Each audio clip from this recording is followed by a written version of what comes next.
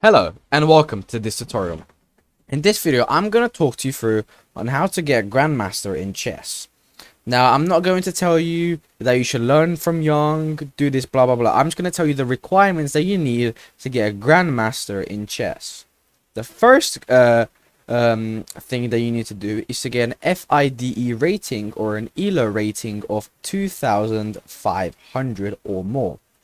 That ELO will grant you Grandmaster as an ELO based player.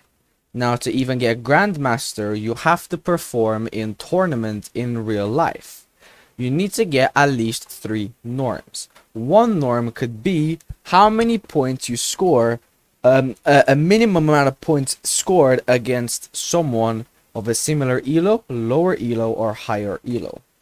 In layman's terms, what it means is a norm is based on how many points you get against someone that has a higher ELO, or someone that has the same ELO as you, or a little bit of less ELO. What it means is that if you get a norm and you're playing against someone who has smaller ELO, you're going to need more points to get that norm. If you're playing someone with a similar ELO, you're going to need more points. And someone you're playing a little less points, sorry.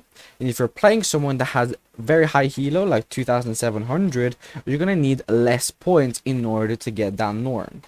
3 norms and 2,500 ELO is minimum in order to get the Grandmaster role in chess.